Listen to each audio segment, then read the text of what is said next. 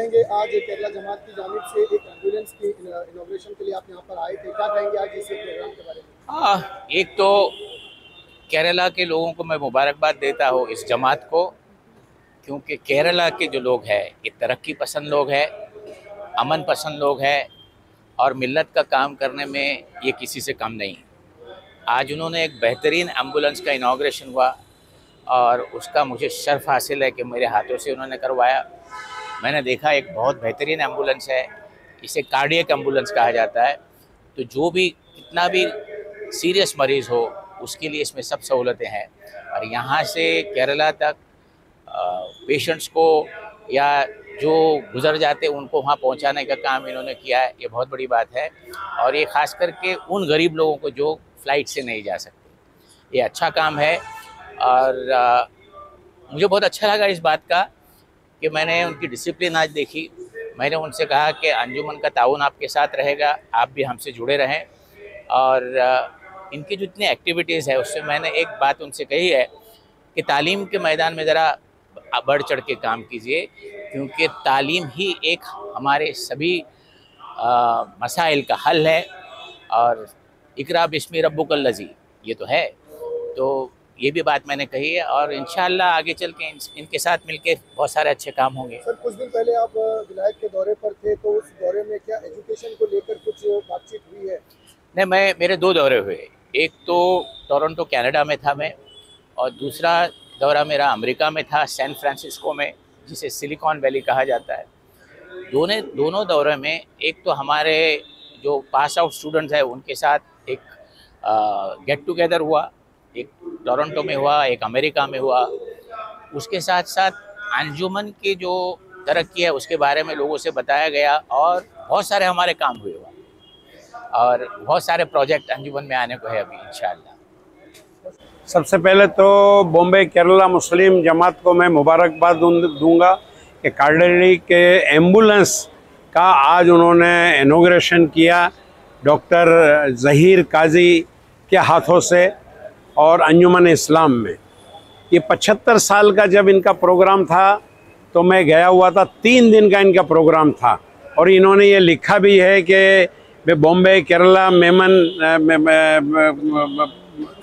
मुस्लिम जमात 75 years. तो मुझे लगता है कि ये 75वां साल का जो है ये भेंट केरला जमात ने दिया है।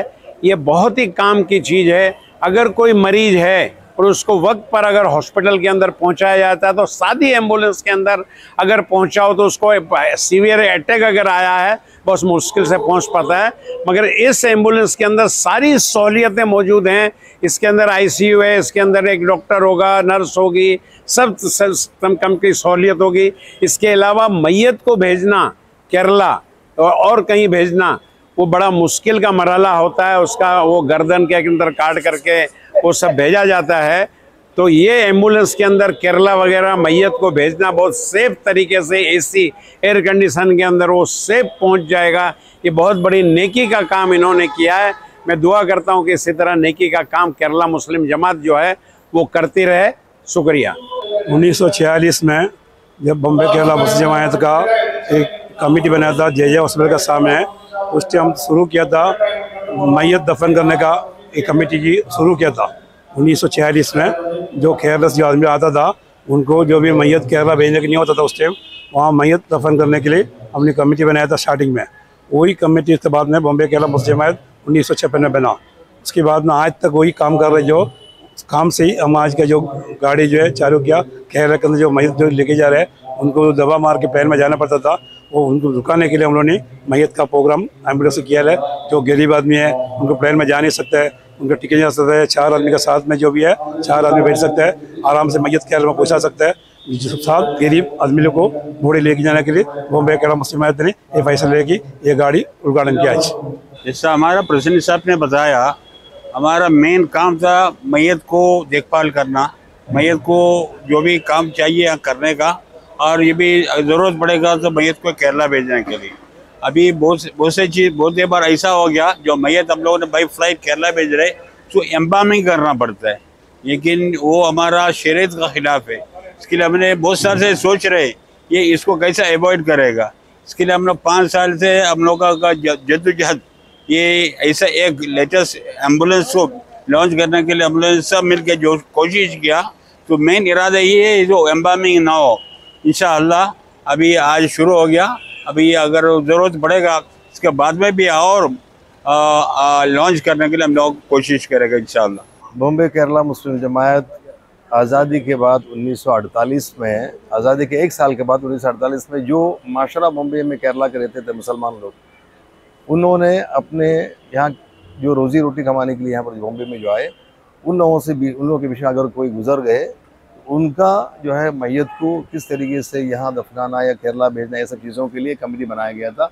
उसका नाम शुरुआत जो है बॉम्बे केरला मुस्लिम नहीं था, अलग था।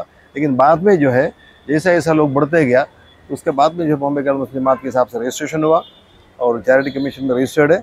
और उसका ख़ास मकसद यही था कि बॉम्बे में रहने वाले केरला के लोग, उनका एक सेक्रेटरीट के हिसाब से बॉम्बे केरला मुस्लिम जमायत उभर के आया।